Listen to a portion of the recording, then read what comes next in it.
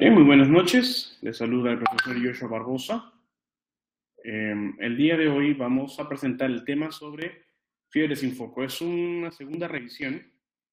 Ya en el mes de febrero, si más no me equivoco, ya había presentado un, una primera edición de esta conferencia que a mí me gusta el tema porque es un tema que hasta el día de hoy todavía sigue teniendo ciertos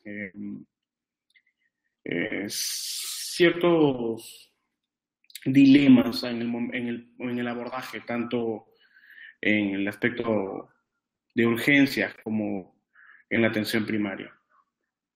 Bien, vamos a iniciar con el tema. Recuerden de que cuando hablamos de fiebre, hablamos más allá de un signo, más allá de un síntoma, ¿no? La fiebre, más allá de un signo clínico, de un síntoma que el paciente puede referir a través de la molestia en la cabeza, el dolor de cabeza o cefalea, más allá de eso, es un elemento que nos permite determinar una enfermedad subyacente, ¿no? Entonces, hablar de fiebre no es, a menos en pediatría, hablar de fiebre no es solamente hablar de un síntoma clínico, sino de que existe una enfermedad subyacente. A ver, vamos a ver qué pasó. Parece que se activó el audio de alguien aquí. Bien, vamos a ir viendo por qué se van activando los audios y no queremos eso. Muy bien.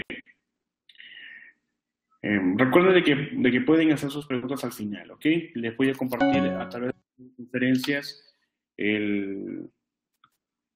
Entry and exit chimes are off. la presentación para que de esa manera ustedes puedan tener las diapositivas. Hay unas diapositivas que son pequeñas y es necesario que las vean.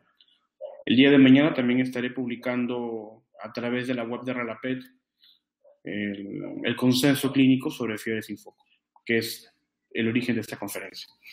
Bien, les mencionaba de que lo interesante de esta conferencia es de que necesitamos resolver ciertas dudas, ciertos criterios clínicos para el abordaje de la fiebre con origen desconocido, ¿no? Recuerden de que la fiebre es una manifestación del cuerpo o que se produce por vamos a decirlo, secreción de elementos como interleuquinas, ¿no? Que son parte del sistema inmunológico, que van a activar el centro termorregulador, ¿no? En este caso la interleuquina 1, que estimula el centro hipotalámico y que, bueno, definitivamente en neonatología y en pediatría es muy importante tener en cuenta el aspecto fisiológico, en este caso inmunológico de la fiebre, porque todo proceso febril se asocia a un proceso inmunitario, netamente inmunitario, pero ese proceso inmunitario no siempre es infeccioso. Entonces, la estimulación del sistema inmunitario no tiene un origen único, ¿no? Sino tiene un origen multifactorial. Puede ser provocado por alguna infección viral o bacteriana, puede ser provocado por algún fármaco que estimula la secreción de interleuquinas que estimulan a su vez la elevación de la temperatura, estimulando el centro hipotalámico o termorregulador. Puede ser también provocada por el factor de necrosis tumoral alfa, que a su vez también estimula la interleuquina 1 y esto es provocado por presencia de protooncogenes o oncogenes, es decir, cáncer, ¿no? En fin, la fiebre es multifactorial, pero cuando hablamos de fiebre sin foco, hablamos de que existe alguna etiología que no se ha determinado, pero que provoca la fiebre. ¿Y eso es complicado? Sí, sí es complicado porque muchas veces dejamos pasar el término de fiebre asociándolo solamente como un síntoma y manejándolo, ya sea en urgencias o en atención primaria, como un síntoma y no como un elemento que subyace a algún proceso patológico o no patológico. Entonces, es importante que el pediatra sepa diferenciar cuándo tiene que abordar una fiebre sin foco y cuál es el abordaje específico para poder resolver el problema al paciente sin provocar algún problema más adelante, ¿no? Y el problema principal es de que cuando aborda solamente la sintomatología de la fiebre, puede estar enmascarando un proceso infeccioso que muchas veces en el neonato no es tan visible, ¿no? Hablamos aquí en dos edades, el neonato y el lactante menor, el lactante mayor y el infante. En ambos, la manifestación de la fiebre es distinta por los elementos que subyacen a esto, ¿no? Los factores etiológicos que subyacen a la fiebre. Entonces es importante que tengamos en cuenta la definición de fiebre. Voy a hablar así. A ver, no. Ojalá me siguen en Facebook, ¿verdad? ¿Me pueden escuchar aquí en la sala de conferencias? Y me escuchan, ¿verdad?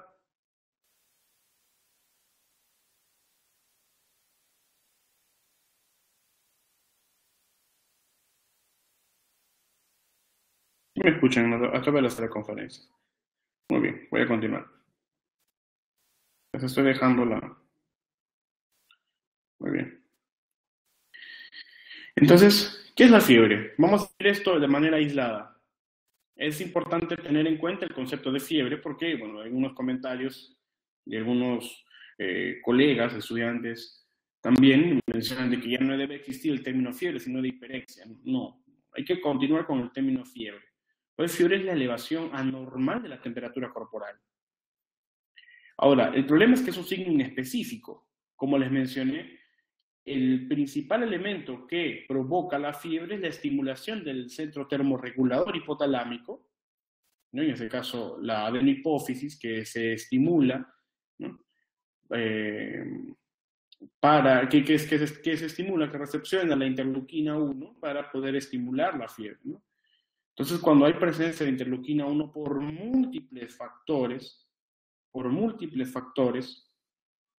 ya sean reacciones inmunológicas propias ante una infección viral o bacteriana, un estímulo ambiental, es decir, un alergeno que provoca la secreción de interleuquina 1, ¿no? O por ejemplo, la alteración metabólica o neurológica, que al final todos conjugan en la estimulación de una interleuquina que estimula el centro termorregulador. Por eso es un signo inespecífico, a pesar de que tiene un punto en común. El problema es de este punto en común, que es netamente una reacción inmunológica. El problema de este punto común es de que existen múltiples factores a su vez que lo provocan. Entonces, el dilema del médico es hallar el problema que subyace a la fiebre, es decir, que esté provocándome este síntoma y no manejarlo como tal. El padre que viene a la urgencia, ¿no? O si estamos en la unidad de cuidados intensivos, tener un niño recién nacido con fiebre, es complicado porque nosotros tenemos que ver, en ese caso en la unidad nosotros estamos viéndolo, pero el padre que viene de urgencias y viene preocupado, ¿no? Viene alarmado porque el niño tiene una elevación de la temperatura corporal que el padre mismo no pudo o los padres no pudieron resolver en casa. Entonces, aquí hay el problema porque nosotros no tenemos que abordar el síntoma de fiebre o el signo de fiebre como tal, porque muchas veces caemos en el error diagnóstico de tratar la fiebre como síntoma y no tratar lo que subyace a la fiebre.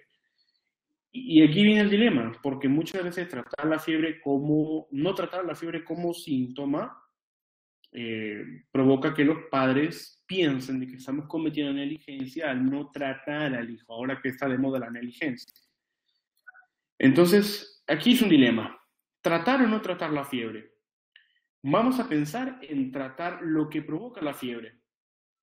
Pero ahora viene otro dilema, ¿cómo sé o cómo hallo lo que provoca la fiebre? Ahora, En estudios se menciona que la fiebre, o sea, la elevación de la temperatura corporal, normalmente se puede asociar a bacteriemia oculta o a infecciones bacterianas graves, pero en la mayoría de los casos de fiebre sin foco se asocian a infecciones víricas, ¿no? O sea, infecciones provocadas por virus de Epstein-Barr, virus sincitial respiratorio, herpes virus, etcétera, que en la mayoría, o bueno, también incluso en Haemophilus influenzae, que en la mayoría son estacionarias, ¿no? Entonces, vamos a encontrar fiebre de origen desconocido o fiebre sin foco o fiebre como síntoma único sin hallazgos clínicos en temporadas de invierno, por ejemplo, sí. En temporadas de verano también. O sea, es estacionario. Y va a depender de la etiología viral que se puede provocar, ¿no? Entonces, lo primero que tenemos que pensar es en descartar un origen viral de la fiebre sin foco. Si descartamos un origen viral a través de la sintomatología, un resfriado, una constipación, un resfriado o una reacción, entonces empezamos a descartar todas las posibles causas que puedan estar provocando la fiebre después de haber descartado una infección viral, porque es lo primero que se puede presentar en la mayoría de los casos. Ahora, enfrentamos un problema cuando el niño ingresa con fiebre como único signo clínico.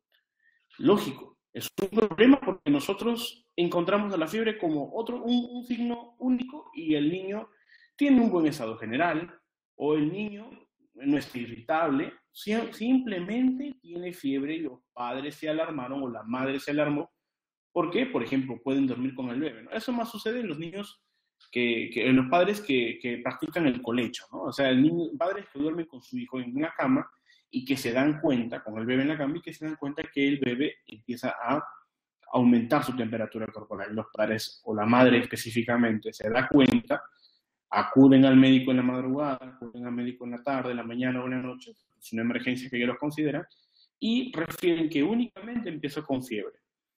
Es un problema, porque es la fiebre como un signo único cuando vienen los pacientes. Es un problema, porque no tenemos más datos que la fiebre. Y vamos a tener que saber cómo abordarlo. Por ejemplo, ¿cuánto tiempo tiene que pasar de iniciada la fiebre? ¿Cuánto tiempo de fiebre tiene el niño? ¿Cuándo inició? Y ahí viene todo el proceso de anamnesis, ¿no? La alimentación. Bueno, aquí tengo un libro que me gustaría que ustedes puedan ver. Este libro, voy a mostrar, las personas que están en Facebook lo van a poder ver. Este libro de urgencias pediátricas, este libro me encanta porque tiene una parte en donde ustedes pueden analizar, por ejemplo, pueden analizar cuáles son los aspectos que deben de ver, ¿no? Por ejemplo, aquí. ¿No? Vamos a ver, las personas que están en Facebook lo van a poder ver. Por ejemplo, en un niño con menor de un mes, ¿no? Fiebre sin foco en el niño menor de un mes. Aquí en este libro les explica cuáles son los pasos, ¿no? El A, B, C, D, E y E, ¿no? Por ejemplo, en la evaluación primaria de todo niño sin foco, con fiebre sin foco menor de un mes, valora la permeabilidad de la vía aérea, valora signos de dificultad respiratoria, busca signos de shock, valora el nivel de conciencia, toma temperatura rectal, etcétera, ¿no? Y la evaluación secundaria, aplicar, por ejemplo, evaluar los síntomas acompañantes de alergias conocidas, medicación administrada, antecedentes perinatales y la última ingesta, etc. Ese libro me gustó mucho porque es un libro que te explica cuáles son los pasos a seguir para una adecuada forma, ¿no? Una adecuada estructura de tu historia clínica. Es importante, sí, porque nos va a ayudar a estructurar bien los datos que necesitamos para formar bien la historia en el caso de un niño con fiebre sin foco. Importante, sí, muy importante, porque muchas veces, como les vemos acá, el niño ingresa con la fiebre como signo único, ¿no? Asimismo, cuando la fiebre no tiene focalidad, es decir, existe la fiebre, pero no ubicamos un proceso inflamatorio, no ubicamos un proceso, una localización dolorosa, el niño no se queja, no es el niño mayor de un año, no se queja, no indica dónde le duele, mucho menos el neonato. Es mucho más complicado abordar la fiebre en el neonato porque normalmente la fiebre en el neonato se asocia a procesos sistémicos, ¿no? Cuando la fiebre es de corta duración, ¿no?, también es importante, y cuando no hay valores analíticos de laboratorio alterados. ¿Es importante cuando la fiebre es de corta duración? Sí, porque si el padre te refiere que por ejemplo, son las 10 de la noche y el padre te refiere que a las 8 de la noche ha empezado a hacer fiebre, es decir, que la fiebre no tiene ni 2 horas de evolución. ¿Qué tenemos que decir al padre? ¿Que se regrese a su casa? Lamentablemente que sí, ¿no? Lamentablemente sí. No podemos nosotros abordar un proceso febril o un proceso infeccioso cuya duración tiene 2, pero si le preguntamos al padre y durante el día tuvo alguna sintomatología y nos dicen que no, que estuvieron todo el día con el niño y que no se dieron cuenta si tenía fiebre, porque lo han visto y que, bueno, aseguran que no ha tenido fiebre, podemos asumir de que el proceso febril no tiene más de 12 horas. Entonces es importante tener en cuenta esa duración, porque un proceso febril menor de 12 horas no indica necesariamente un proceso infeccioso. No indica necesariamente un proceso infeccioso.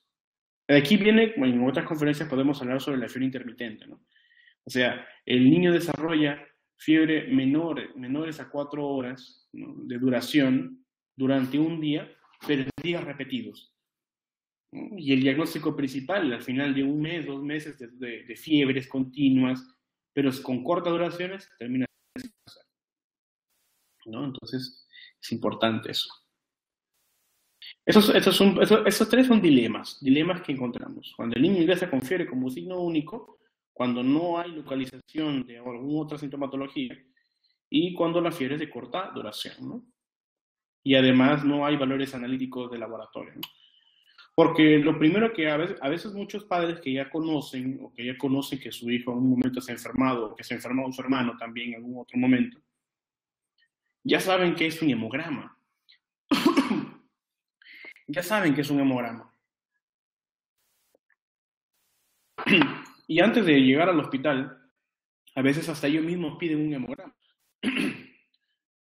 En algunos países, los laboratorios permiten que el padre pueda hacer un hemograma de manera particular sin necesidad del sello o firma de un médico. Entonces, los padres llegan con el hemograma, con de un niño con un proceso febril que no tuvo más de 8 horas de duración. Entonces, ese hemograma definitivamente te va a dar resultados como falsos negativos. Entonces, el padre y el médico va a estar confiado de que los valores del laboratorio, como no están alterados, entonces el niño puede retirarse a su casa, ¿no? Y al día siguiente va a llegar, pero con una fiebre mayor o con un proceso infeccioso, si es que lo tuvo, ¿no? Unos conceptos básicos también es, por ejemplo, la fiebre, ¿no? Vimos que la fiebre es toda elevación de la temperatura rectal, específicamente rectal cuando hablamos de pediatría, mayores a 38 grados centígrados en un recién nacido y mayor a 38.5 grados centígrados en niños mayores en zona axilar, ¿no? O sea, puede ser en niños mayores de 1 año, la temperatura axilar mayor a 38.5, recuerden que 0.5 es la diferencia entre la temperatura axilar y la rectal, ¿no? Entonces, si tiene 38.5 en la axilar, la rectal tendría que tener en mayores 39 grados Celsius, ¿no?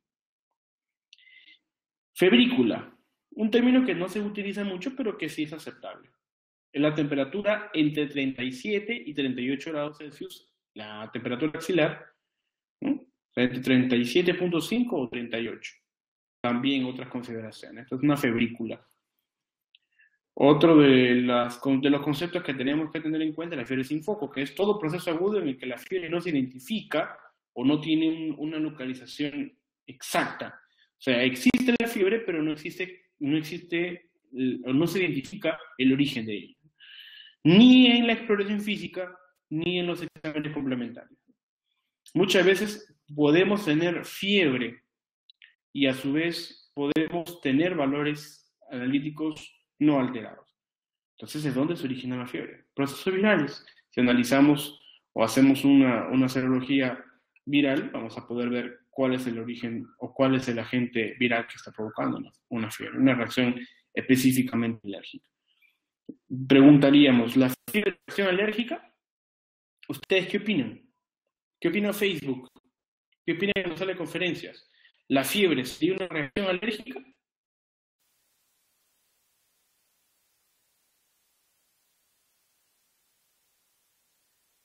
¿O una reacción inmunológica? ¿Qué opinan? ¿Qué sería la fiebre? ¿Una reacción alérgica o una reacción inmunológica? ¿Qué opina Facebook? ¿Qué opinan en Facebook? ¿Qué opinan en el grupo de la sala de conferencias?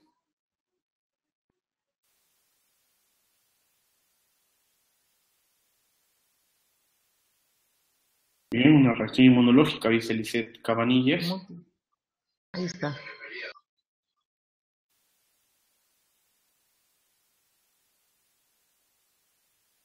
Muy bien, Cristian Canchet también dice que es una reacción inmunológica.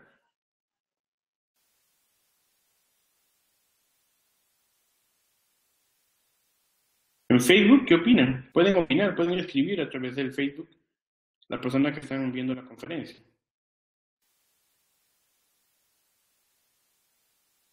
Bien. Definitivamente la fiebre es una reacción inmunológica, ¿no? No es una reacción de tipo alérgica.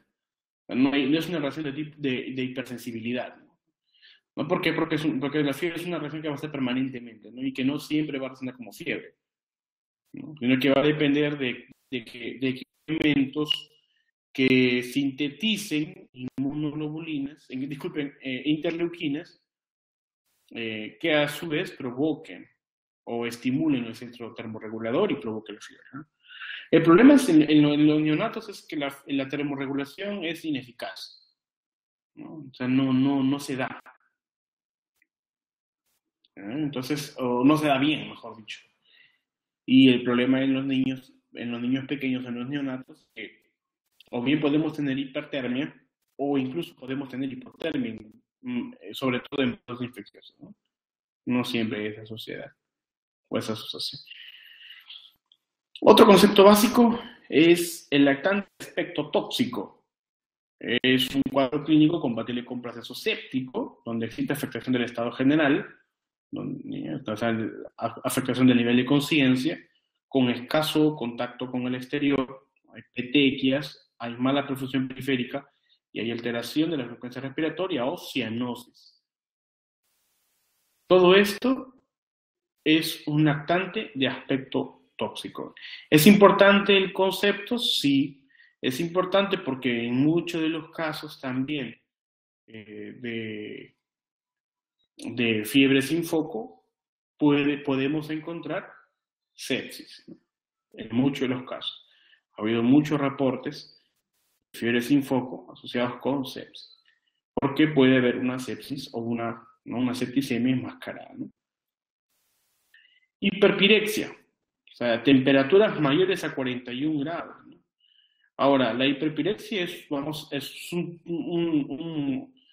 concepto que debe de salir del tema de fiebre para poder abordarlo de manera distinta, con sus propios protocolos de actuación, pero sin embargo tenemos que tener en cuenta el concepto de hiperpirexia para poder diferenciar la actuación o la clínica, ¿no?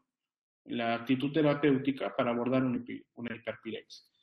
Temperatura mayor a 41 grados centígrados o Celsius, provocadas por golpe de calor, por intoxicación salicílica, por trastornos neurológicos con alteraciones de tipo talámico o por tirotoxicosis, ¿no? ¿Me pueden escuchar en Facebook? ¿Sí se me escucha? Muy bien.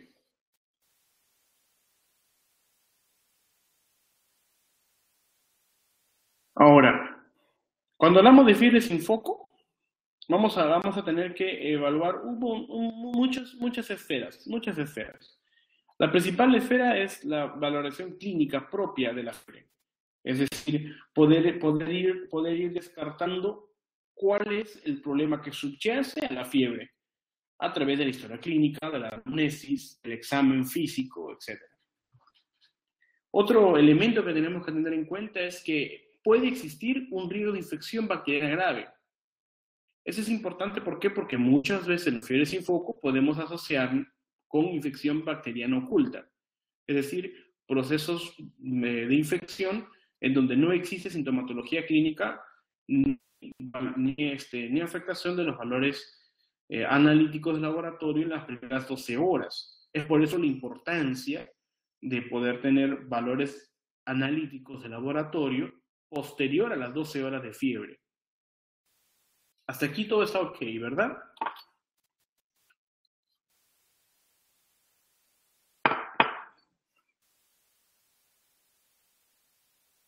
¿Me pueden escuchar?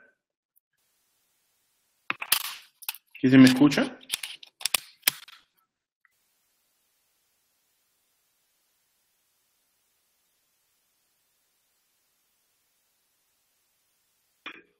¿Sí me escuchan? ¿Sí me escuchan?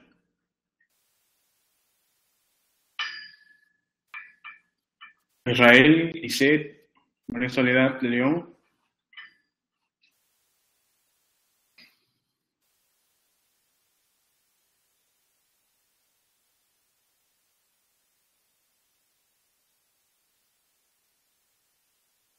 Sí, Carmen, muy bien. Muy bien, Yoconda.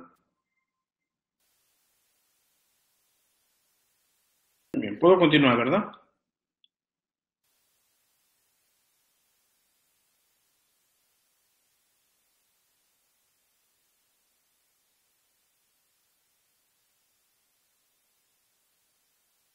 Bien. Vamos a ver.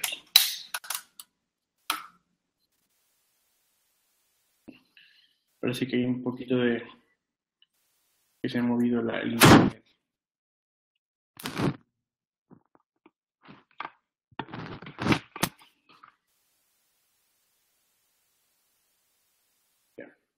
Muy bien. Otro de los elementos de la valoración analítica de laboratorio, ¿no? Es muy importante que conozcamos tanto los valores normales como las posibles alteraciones cuando tenemos fiebre sin foco y cuando estamos orientando cada vez más nuestro diagnóstico a una posible asociación infecciosa, ya sea viral o bacteriana. Pero específicamente viral. Disculpen, específicamente bacteriana. Porque si es viral, podemos abordarlo con solamente la valoración de signos vitales y la resolución de los síntomas.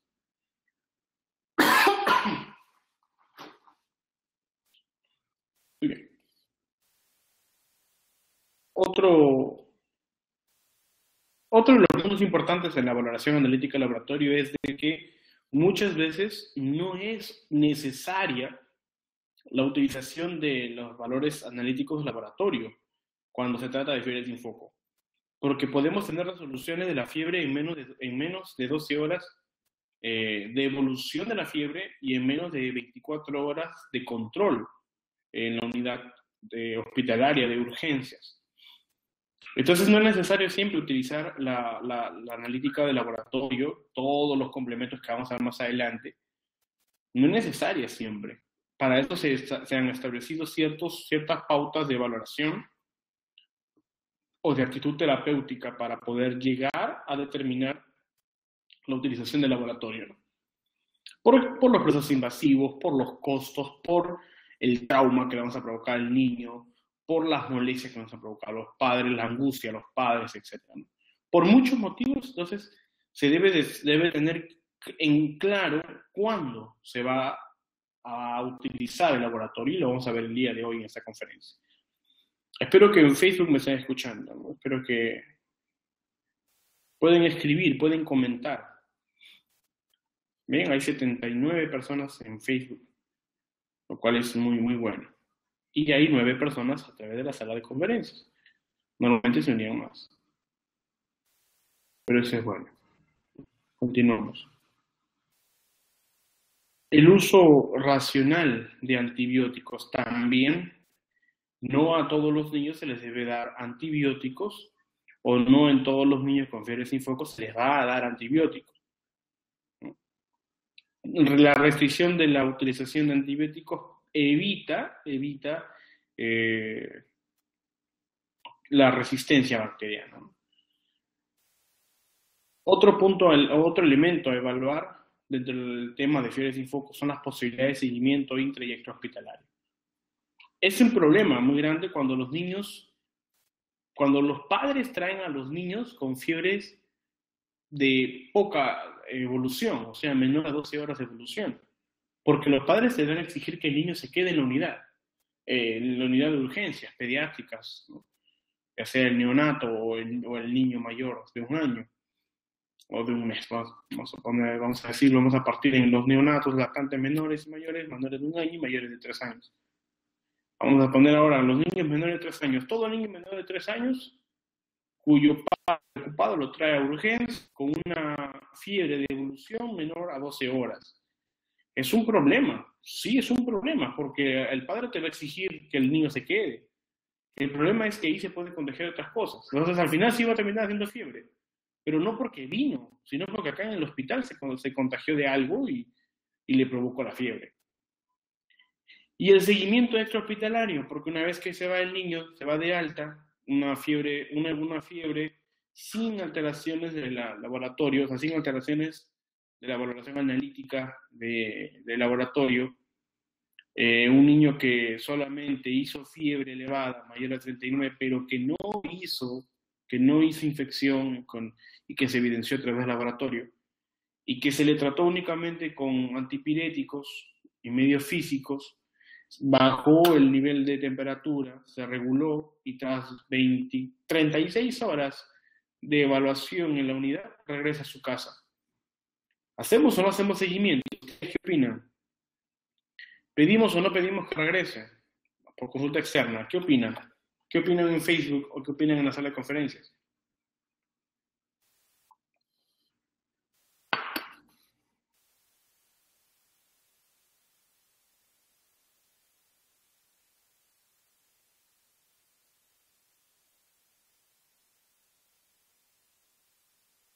¿Qué opinan?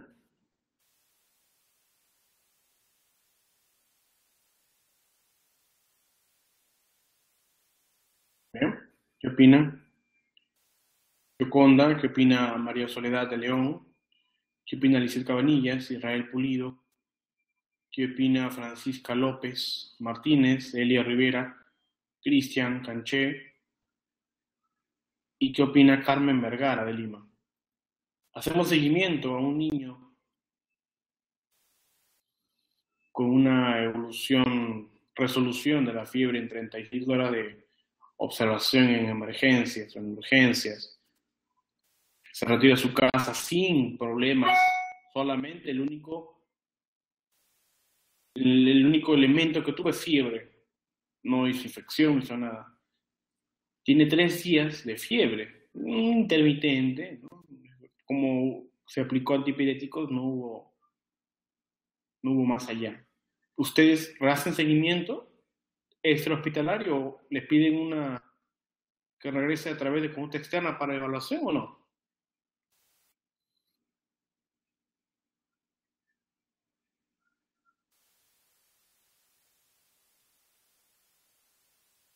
¿Qué opinan?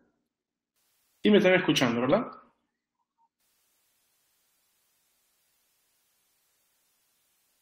Muy bien. La respuesta es que sí, ¿no? Sí se debería hacer. Porque en muchos de los casos los niños pasadas las 48 horas pueden retornar nuevamente con episodios de fiebre, incluso sin foco, o ya con enfermedades subyacentes, ¿no?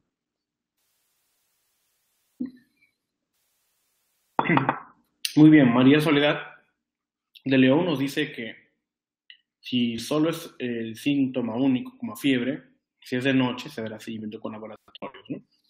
Y en la mañana solicitando valoraciones posteriores. Muy bien, es un criterio muy bueno, ¿no? Vamos a ver el día de hoy de qué va a depender la utilización de laboratorio. Yo les pregunto a todos, independientemente del aspecto del niño, el aspecto general o de la historia clínica, ¿van a pedir laboratorio a todo niño con fiebre sin foco? ¿Qué opinan? ¿A todo niño con fiebre sin foco se le debe de pedir laboratorio? ¿Qué opinan? ¿A todo niño con fiebre sin foco le debemos pedir laboratorio? ¿Qué opinan? La pregunta es, ¿a todo niño con fiebre sin foco le vamos a pedir laboratorio?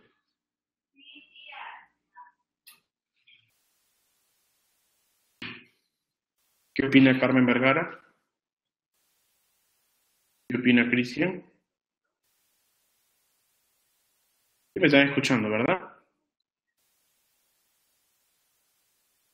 Sí, dice María Soledad de León. Carmen Vergara, solo si se repite la fiebre. Lisset dice, si es recién nacido, considero que sí por alto riesgo de sepsis. Israel también dice que sí. Bueno, vamos a ver el día de hoy de que efectivamente no se debe de pedir el laboratorio a todo niño con fiebre sin foco. ¿Y eso por qué? Porque va a depender de muchos elementos, principalmente de la evolución de la fiebre, del aspecto del niño y de la forma en cómo responde el niño a una serie de valoraciones según la edad, ¿no? Ahora, definitivamente uno tiene que ponerse a pensar si es que hay una epidemia o hay una incidencia de infecciones virales o infecciones bacterianas en la comunidad y el niño me llega con una fiebre sin foco, pero yo ya tengo una consideración de la incidencia de infecciones de otros niños que están llegando por lo mismo, entonces yo sí voy a pedir, pero primero tengo que evaluar la evolución de la fiebre. Es importantísimo, es importantísimo. Yo no pediría el laboratorio, sino hasta descartarlo todo. Pero si tengo en la comunidad casos de infección viral o bacteriana que me están llegando, ¿no? Y que ya el niño, viene un niño nuevo, pero con fiebre sin foco, yo puedo pensar de que es una infección viral o bacteriana, asociándolos a los otros casos. Pero también debo tratar como un caso aislado. Debo de tener una cierta precaución al momento de pedir laboratorio, teniendo en cuenta, primero, si tienen algo que apuntar, apunten, la edad del niño. 2, el aspecto del niño. 3, la referencia de los padres de la evolución de la fiebre o de la enfermedad. Y 4, y lo más importante, la evolución de la fiebre. Si yo no tengo en cuenta esos 4 elementos o esos 4 elementos me indican que todo está bien, entonces yo para qué voy a pedir laboratorio. Porque eso es hincarle al niño, ese es quitarle dinero a los padres, ese es angustiar a los padres y eso es utilizar material en mano y tiempo, porque voy a tener que esperar, voy a tener que el niño se quede en unidad, de emergencia, de urgencias, etcétera, ¿no? ¿Estamos de acuerdo en eso? ¿Qué opina Facebook?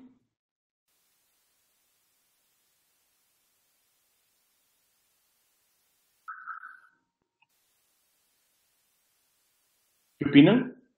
¿Estamos de acuerdo ahora sí? ¿Se entendió lo que mencioné?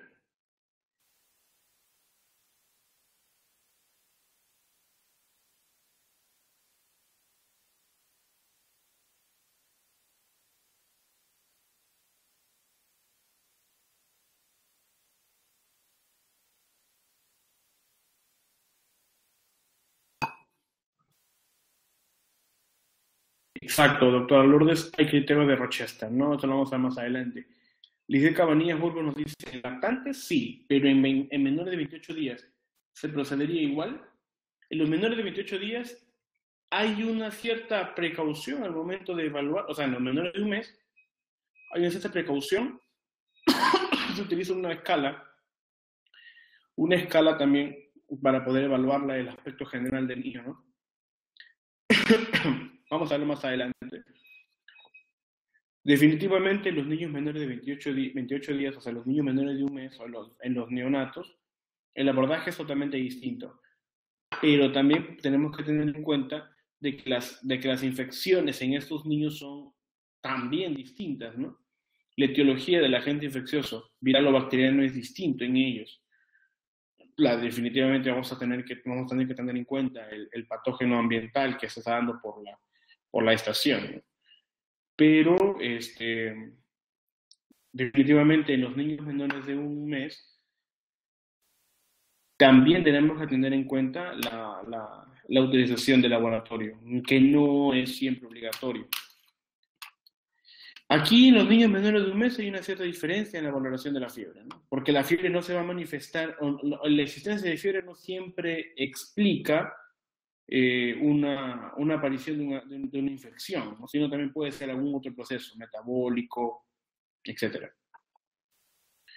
Definitivamente, Israel nos dice, y en caso de presencia de crisis convulsivas, laboratorio, definitivamente.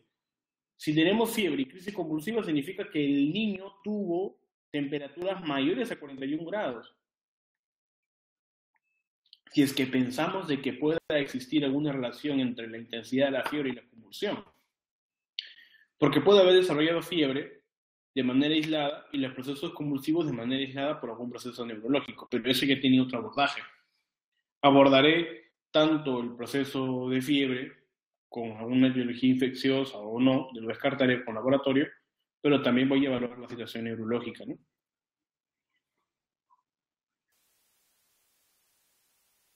Claro, Carmen Vergara nos dice, si el único signo es fiebre y todo lo demás está bien, entonces tratar con un antipirético y observar. Lógico, lógico. Si el niño no tiene fiebre y como les mencioné, su aspecto general está perfecto, y veo que la fiebre no aumenta al menos en las primeras 4 horas de observación sin utilización de antipiréticos, entonces voy a tratar con antipiréticos nada más y voy a controlar. Vamos a hablar más adelante de eso.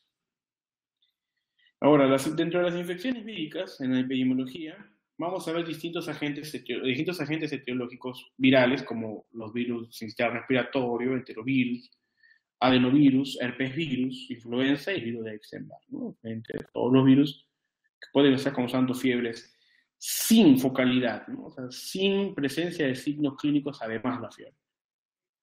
Dentro de las infecciones bacterianas también tenemos una cierta diferencia en los menores de 3 meses, en los mayores de 3 a 36 meses, ¿no? En los menores de 3 meses destaca la estreptococo de grupo B, la listeria y el gram negativo, ¿no? En los mayores de 3 meses vamos a encontrar el Streptococcus pneumoniae, Haemophilus influenza de tipo B y Neisseria meningitis, ¿no? Son los agentes bacterianos más frecuentes en los niños menores de 3 y mayores de 3 a 36 meses.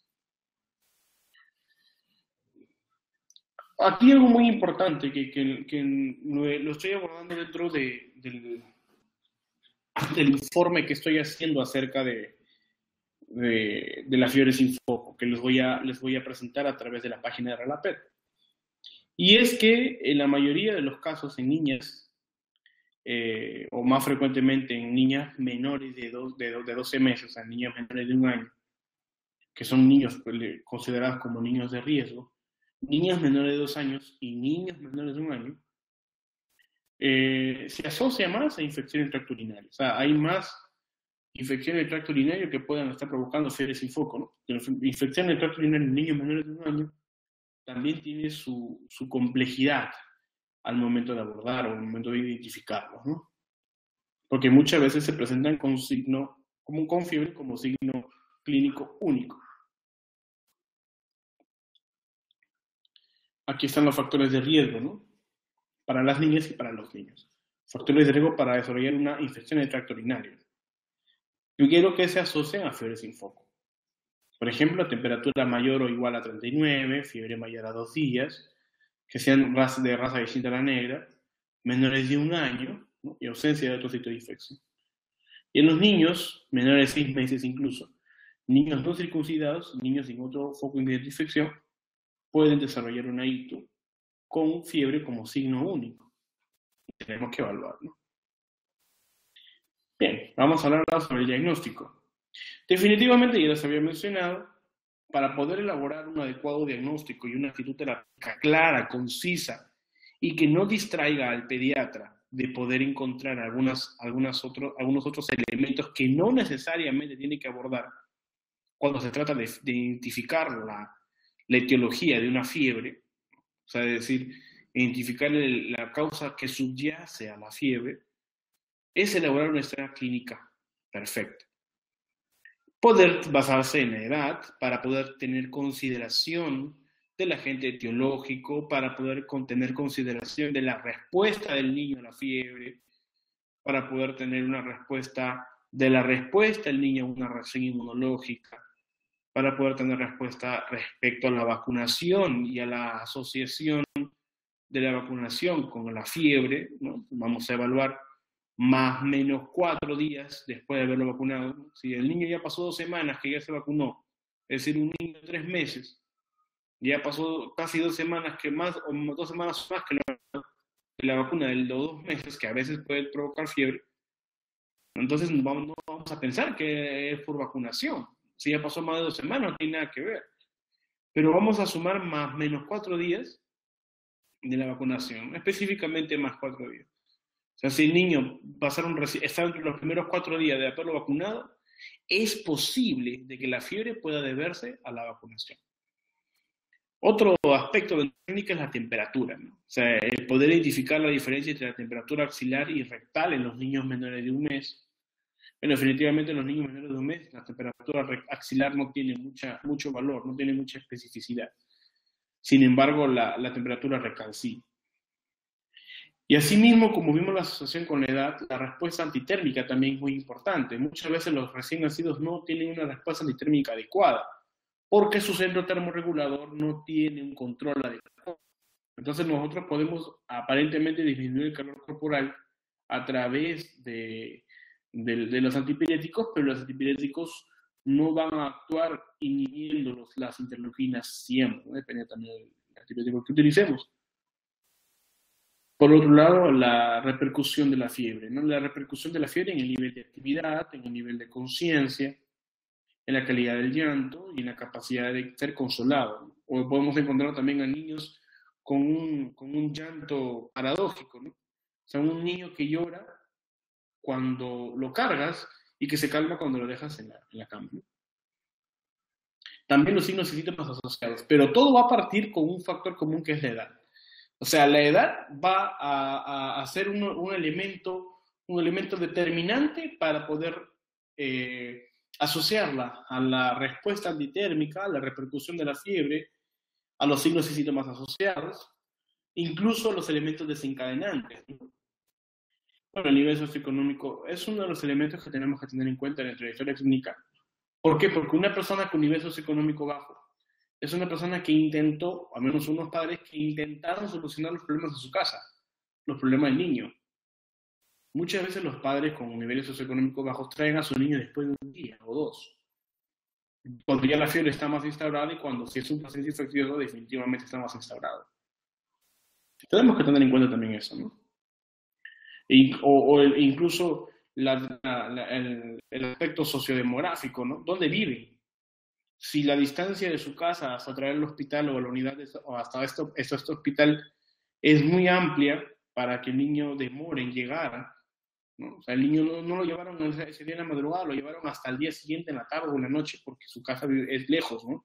Del hospital y no hay centros de atención primaria cerca, etcétera, ¿no? ¿Es importante? Sí, porque eso va a depender también las horas de evolución de la fiebre. Es muy importante también eso. Y los antecedentes personales y familiares, ¿no? Si es un niño prematuro, es un niño postmaduro, es un niño con problemas al nacer, ¿no? Con niños que nacieron, o sea, vamos a tener un recién nacido que ya se dio de alta, pero que fue producto de una rotura prematura de membranas, ¿no? O que fue producto de un tipo de infección viral o bacteriana de la madre. Entonces, la fiebre que tenemos puede ser asociada a eso. Tenemos que averiguar una historia clínica y en el aislamiento de la bacteria o del germen que estamos pensando que pueda estar involucrado, cuando descartamos toda posibilidad de que pueda estar provocando la fiebre, ¿no? Bien, y bueno, dentro de la exploración clínica ya vale mencionar todos los aspectos que nos van a permitir determinar alguna etiología para el proceso febril.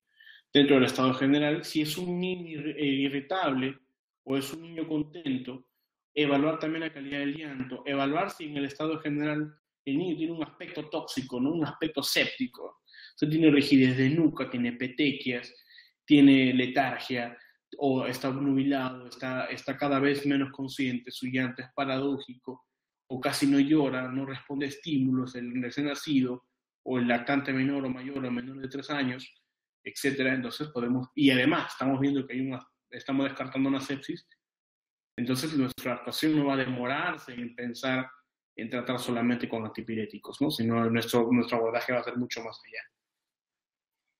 El relleno capilar también, ¿no? Para evaluar la existencia de un proceso séptico. El esfuerzo respiratorio, si es que hubiera algún proceso inflamatorio, el nivel de hidratación, que también puede estar asociado a fiebre, ¿no?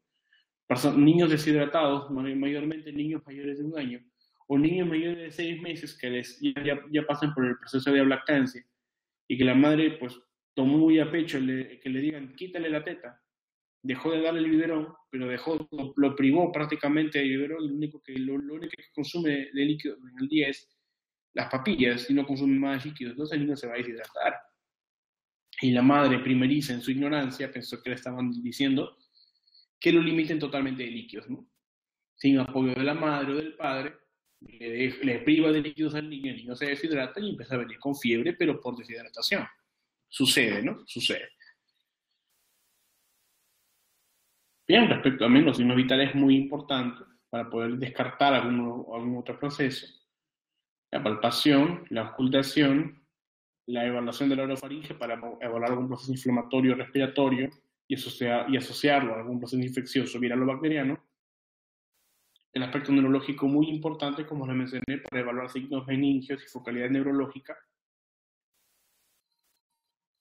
ya sea para descartar una sepsis o una meningitis o una encefalitis. Y bien, aquí hicimos un cambio. En estas diapositivas quizás no lo van a ver muy claro, por eso es que les voy a mandar el día de mañana y lo voy a publicar en la página de la web, en la página web de la Red Latinoamericana de Pediatría y Neonatología, para que vean con mayor amplitud esta parte que es muy importante.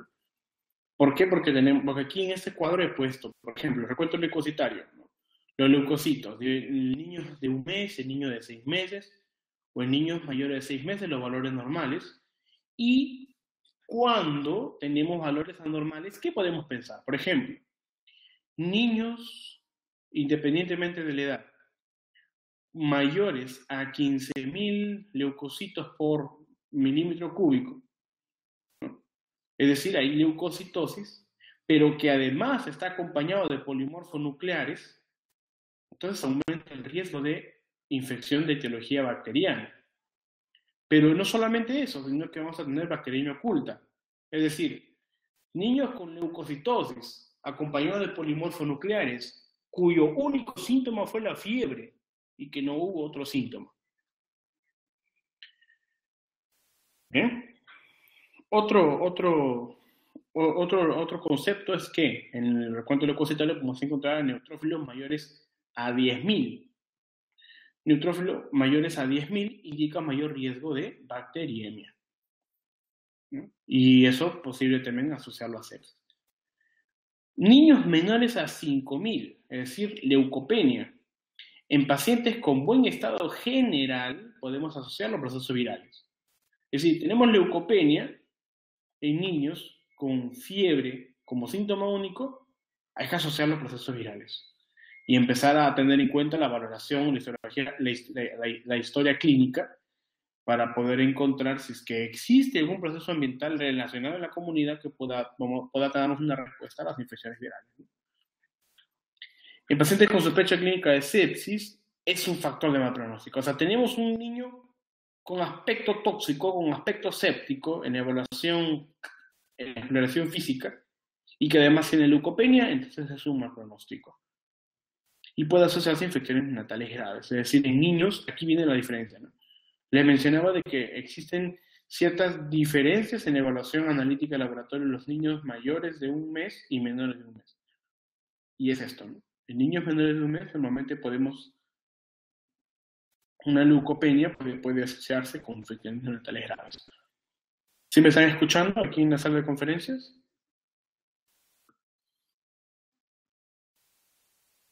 ¿Sí me escuchan, no?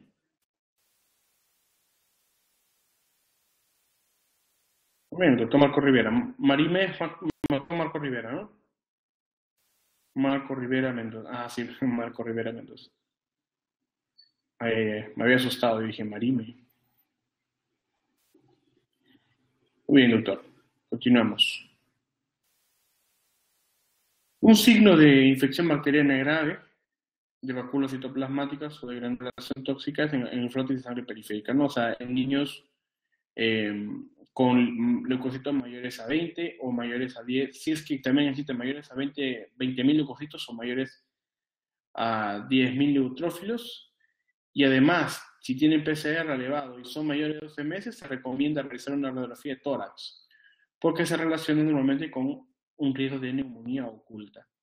Es decir, a todo niño, eso sí viene, aquí viene algo muy importante, a todo niño con leucocitos mayores a 20.000, o sea, una leucocitosis muy elevada, candidatos a radiografía de tórax por asociarse a neumonía, en la mayoría de los casos. Proteína C reactiva, aquí tiene muy importante, algo que discutimos con el doctor en la mañana, con el doctor Rivera, Marco Rivera Mendoza, me disculpen, con el doctor Marco Rivera Mesa, es sobre los valores de corte de la PCR y de la PCT, ¿no? Entonces, en algunas literaturas, bueno, en la mayoría de literaturas se menciona de que los valores deben ser entre 0 y 0.5 miligramos por decilitro. Decilitro, aquí me faltó la L. Decilitro. En la PCT o procacetonina, ¿no? O sea, proteína C reactiva y procacetonina, el valor normal de corte debe ser menor siempre a 0.5 nanogramos por mililitro. Ahora, acá también hay una descripción que les quiero compartir el día de mañana en la presentación a través de la web, de cuáles son los valores, cómo son los valores que esos alteraran, ¿no? Relacionados con fiebre sin foco. O sea, mayormente la elevación de estos elementos puede asociarse a tanto infecciones virales como bacterianas. Si la procacetonina disminuye, se asocia normalmente a procesos virales, pero si aumenta a procesos bacterianos. Y si aumenta mayores a 10 la procacetonina, que es muy específica, a infecciones bacterianas potencialmente graves. Acá se ve muy pequeño, demasiado pequeño, pero por eso lo quiero compartir, pero no sé si se puede ver. El análisis de orina, ¿no? En el análisis de orina y cuáles son los valores que debemos encontrar. Normalmente cuando encontramos bacterias y además proteínas, o incluso piuria, o sea, leucocitos, presentes en la orina, ya podemos empezar a descartar o hacer un cribado de ITU. Y para hacer un cribado de ITU se tiene que utilizar, además de un procedimiento estéril, tener en cuenta los elementos de riesgo, ¿no? Los niños de riesgo, que son todos los lactantes menores de 2 meses con fiebre sin foco, niñas menores de 2 años con fiebre sin foco mayor a 39 grados Celsius, y niños menores de 1 año con fiebre sin foco mayor a 39 grados. En las diapositivas anteriores veíamos a niños menores de 6 meses. Pero los niños menores de 1 año con fiebre sin foco mayor a 39 ya son candidatos a poder descartar ITU, ¿no? Y también la fiebre persistente mayor a 2 días independientemente de la edad. O sea, descartarlo, hay que descartarlo. Y a través de la punción suprapúbica, a través del sondaje, a través de la mejor forma estéril que podamos obtener, ¿no? El color de ser ámbar, la orina, el aspecto transparente, la densidad de 10,01 a 10,30, el pH de 4.5 a 8 o 8.3, mencionan algunas literaturas. Aquí en Latinoamérica, mayormente 8.3. El volumen de 700 a 800 mililitros por metros cuadrados, metros cúbicos a veces. La albúmina, o sea, proteínas en orina, menores a 5 miligramos por kilogramo por día, o sea, 24 horas, ¿no? Albúmina de 24 horas. El calcio, igual aquí, y bueno, y todos los valores relacionados al examen de orina. Bien, líquido cefalorraquídeo, aquí también algo muy importante, es una descripción importante acerca de los procesos. ¿Qué pasa si encontramos en el líquido cefalorraquídeo, o sea, en el análisis de trastorno de punción lumbar, primero, ¿cuándo realicé una punción lumbar? Eso es lo que discutíamos también con el doctor Marco Rivera en la mañana y con el doctor Jaime Rodríguez, que también creo que está presente a través de Facebook. ¿Cuándo realizar la punción lumbar? ¿En todos los niños debe realizarse punción lumbar? No, definitivamente no. Pero sí en los niños de riesgo, ¿no? Incluso acá considera que en todo niño con sospecha de meningitis, en todo niño con aspecto tóxico, debe de tener candidato, y mucho más si son niños menores de 3 meses, candidatos a una punción lumbar para poder evaluar el líquido cefalorraquídeo, ¿no? Y aquí están las indicaciones para un líquido cefalorraquídeo, y estos son los valores normales en un líquido cefalorraquídeo, ¿no? Teniendo en cuenta la edad, ¿no? De prematuros a término, niños, adolescentes y adultos, ¿no?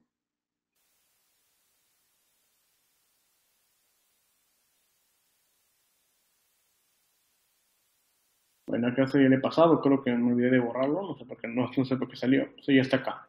Eso de acá que estoy pasando, eso ya está aquí, ¿no? No es que lo he actualizado, pero creo que no se ha borrado. Pero bueno, eso ya está, ya no lo voy a repetir porque ya está aquí. Eso sí quiero que vean. Los signos de alarma en la fiebre sin foco. O sea, tenemos a un niño que llega al servicio con fiebre sin foco, pero que presenta estos signos de alarma. ¿Qué debemos hacer? El abordaje debe ser mucho más rápido. Ese abordaje debe ser mucho más amplio. El abordaje ya no se va a considerar solamente con la evaluación física, ¿no? Sino ya pensar en poder tener al niño en laboratorio. O sea, necesito ya un examen de laboratorio si tengo esos síntomas, los 2 o 3 signos de alarma que están presentes. ¿Y eso por qué? Porque según la literatura, la mayoría de niños que presentan estos signos de alarma pueden asociarse a procesos virales o bacterianos, ¿no? Dentro del léxico y de la presunción terapéutica para estos casos, se utilizan ciertas escalas, ¿eh? Dentro de ellas la escala GIOS, que es la escala de observación del lactante pequeño, de 1 a 3 meses, en fiebre sin foco. Acá están diferentes valores que les voy a mandar por el informe. Acá no se ven muy pequeños, pero que les voy a mandar por el informe. También tenemos la observación de Yale, ¿no? La Yale Observation Scale, para niños de 3 a 36 meses también, ¿no? O sea, son escalas predictivas, ¿no? Que me van a más que todo mencionar cómo está el estado general en un niño que puede tener fiebre sin foco asociados o no a infecciones bacterianas graves. O sea, si el niño tiene menor o mayor riesgo a desarrollar infecciones bacterianas graves, dependiendo del puntaje evaluado aquí, ¿no? No son puntajes netamente subjetivos. Eso es lo más importante de esto. Que fueron establecidos en función de investigaciones cuanticualitativas, sí, pero que su especificidad a pesar de que es limitada, no es baja, pero su sensibilidad es muy alta. Entonces, estas escalas sirven mucho para la evaluación de niños con fiebre sin foco para poder descartar infecciones bacterianas o el riesgo de infección bacteriana grave. Ahora, lo que mencionaba la doctora Lourdes, los criterios de Rochester. Aquí tenemos el protocolo de Filadelfia, el protocolo de Boston y el criterio de Rochester. Para niños menores de 1 mes, para descartar infección bacteriana grave. Si yo descarto a través del criterio de Rochester que el niño menor de 1 mes tiene infección bacteriana, entonces continuamos con la observación. Pero si yo utilizo los criterios de Rochester y el niño menor de 1 mes, sintomatología infecciosa, que ya fue sometido al laboratorio, me indica que está en un alto riesgo, entonces iniciaré tratamiento antibiótico. ¿Bien? Entonces, dentro del diagnóstico diferencial hay muchas enfermedades que pueden afectar también a fiebre sin foco, que no necesariamente deben ser fiebre como síntoma único, ¿no? Y que debemos empezar a descartar, ¿no? Hay diferentes enfermedades sistémicas del sistema respiratorio, enfermedades abdominales, pélvicas, genitourinarias, cutáneas y musculoesqueléticas, ¿no? Bien, el tratamiento. A ver. No le he puesto aquí. Bien, no les he puesto aquí las imágenes, pero lo voy a poner aquí, ¿ya? Vamos a poner aquí, vamos a ponerlo.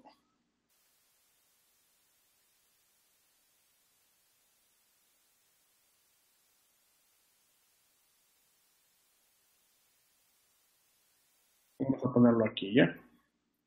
Un momento para que lo puedan.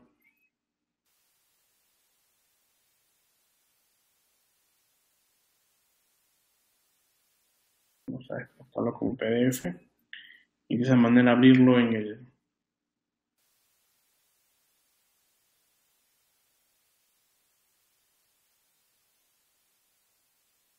Listo.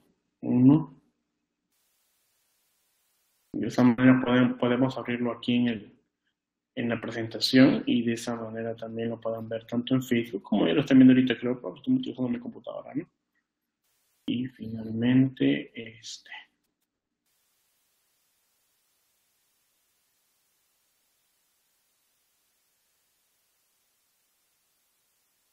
Ya. Ahora sí.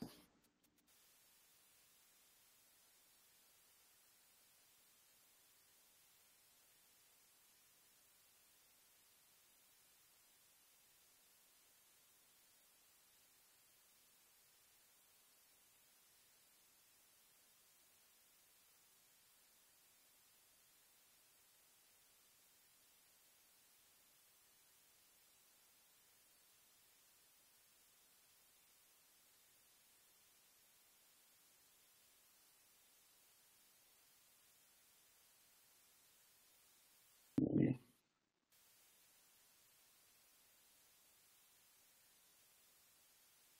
Vamos a sacar la imagen.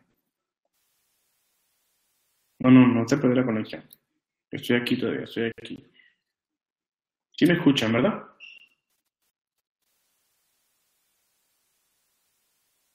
Sí, estoy aquí. Nada más de que como no se subió esas aquí, ahorita lo voy a subir y sí, no se preocupen, yo he sacado las diapositivas, no han perdido conexión, yo saqué las diapositivas. Ahorita, lo que pasa es que quería que vean esto de acá, quería que vean esta de aquí, no se ve tan bien, espero, bueno, no se ve tan bien, tenía razón el doctor Rivera, no se va a ver muy pequeño. Bueno, en fin, sí, no se ve bien, definitivamente no se ve bien, pero lo van a poder ver en la presentación de la página para que vean cómo es la actitud terapéutica. Yo lo voy a hablar ahorita aquí a través de Facebook, pero de todas maneras lo van a poder ver en la página, ¿ok? Entonces, decimos, tenemos un lactante menor de un mes con fiebre sin foco. Escuchen los colegas que están en la sala de conferencias. He retirado la diapositiva, pero escuchen nada más, por favor. Sí, voy a subir esto de aquí para compartir las diapositivas y de esa manera lo puedan entender. Ya. Descarguen lo que les acabo de mandar y los que están en Facebook van a poder ver esto. Un lactante menor de un mes con fiebre sin foco. Si la fiebre es mayor a 12 horas o si es menor a 12 horas, independientemente de la temperatura. Pero si es menor a 12 horas, si la fiebre es menor a 12 horas, además mientras se va esperando que llegue a completar las 12 horas, se va haciendo un análisis de historia clínica cuando la temperatura es mayor a 39.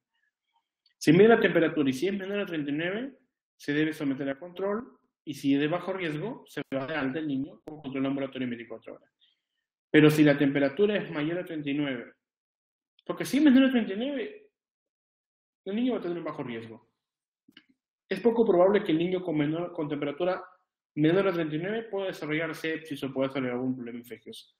Si tiene la temperatura menor a 39 y no fluctúa, el niño va a tener resolución rápida y se va a ir a su casa. Pero si el niño tiene con temperatura mayor a 39, ya se debe valorar bajo los criterios de Rochester. Y si tiene un bajo riesgo, entonces se va de alta. Pero si tiene un alto riesgo, se va a reevaluar a través de la anamnesis o historia clínica y se debe solicitar exámenes complementarios. ¿Cuáles son los exámenes complementarios? El hemograma, la proteína C reactiva, la procalcitonina, líquido cefalorraquídeo, si es que lo solicita el hospital, el sedimento de orina, porcentaje vesical, el urocultivo, porcentaje vesical, el hemocultivo y la radiografía de tórax cuando la leucocitosis es mayor a 20.000. Ahora, cuando nosotros tenemos los valores de laboratorio y empezamos a descartar, ahora, la fiebre no supera los 39 grados centígrados, después de haber tenido los resultados de laboratorio, además tiene un buen estado general y no hay alteraciones analíticas, entonces para eso ya se habrá colocado la vía endovenosa y no se da tratamiento y se tiene que esperar el resultado de cultivos. Si es que el resultado de cultivos es normal, se vuelve a comprobar la fiebre y se vuelve a solicitar un control analítico en 12 a 24 horas, ya no cultivo, a menos que se haya descartado en el cultivo algún proceso infeccioso. Es decir, de bajo riesgo, entonces nuevamente se reevalúa para irse a su casa. Pero si después de evaluar el cultivo y de solicitar un control analítico en 12 a 24 horas después de haber solicitado el primer control, tiene alto riesgo, entonces se va a someter al tratamiento terapéutico cuando, además, si es que el niño tiene de 39 grados centígrados de temperatura rectal, con afectación del estado general y afectación de los valores de laboratorio, ¿no? Aquí viene el tratamiento. La ampicilina y gentamicina. La ampicilina, ¿no?, como penicilina, y la gentamicina como aminoglucosa. Ahora, o también ampicilina asociada con cefotaxima, ¿no? Estos dos elementos, aquí está la dosificación, los voy a compartir a través de las redes sociales el día de mañana. Bien, esto es en el menor de un mes. Bien, ¿qué les pareció hasta aquí? Hay algunas cositas que yo quiero que que me he dado cuenta que no han aparecido en la conferencia, no sé por qué, no han estado en la presentación. Me parece raro, pero de todas maneras van a estar en el informe completo. Las personas que quieran ver el informe completo van a tener que estar atentos a la Facebook, porque lo voy a publicar a través de la página web de Relapet, y definitivamente los alumnos que son de la web, que pertenecen a la red, van a tener el informe en PDF completo, ¿no?, para que lo puedan revisar. Ahí están todas las indicaciones del tratamiento y todas las cosas que se pudieron pasar aquí en la conferencia de hoy. Algo muy importante son los criterios de ingreso a la UCI neonatal o a la UCI pediátrica. Si el niño presenta hipotensión, obnubilación, letargia, oligoanuria o meningitis, ¿no?, va de frente a la UCI neonatal. Y los criterios de alta después de la resolución, después de haber descartado todos los problemas, es si tiene ausencia o signos de alarma, tiene buen estado general, tiene tolerancia oral, tratamiento antibiótico completado, el cultivo es negativo y además se ha educado a la familia, entonces el niño se puede ir de alta. Bien. Bueno, y esos son algunos anexos que coloqué. ¿Qué les pareció? ¿Alguna duda? ¿Alguna consulta?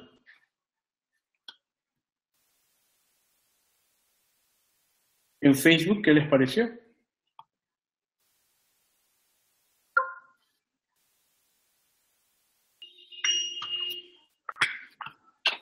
Aquí, escucha al doctor Marco Rivera, dice: niño que convulsione y que no esté vacunado, sobre todo con estreptococo o hemophilus. Definitivamente es un niño que va a pasar al laboratorio. Claro, es un factor de riesgo muy, muy, muy importante, ¿no? Definitivamente todo niño que convulsiona es un factor de riesgo. Y es un factor de riesgo que tenemos que tener en cuenta, ya sea un proceso infeccioso o aislarlo de una patología neurológica neta. Pero todo niño que convulsiona y que se asocia con fiebre posterior a la convulsión, no hay que asociarlo netamente con fiebre, sino un proceso neurológico focal. Pero si la fiebre empezó antes y superó los 41 grados Celsius y el niño después convulsionó, entonces podemos asociar la fiebre, pero no descartar un proceso neurológico neto, ¿no? Me da pena no haberles compartido aquí. Bueno, aquí voy a tratar de aquí voy a ponerles en el WhatsApp el PDF para que lo puedan tener. Y de esa manera poder compartirlo. ¿Qué les parece la conferencia? ¿Alguna duda o alguna consulta?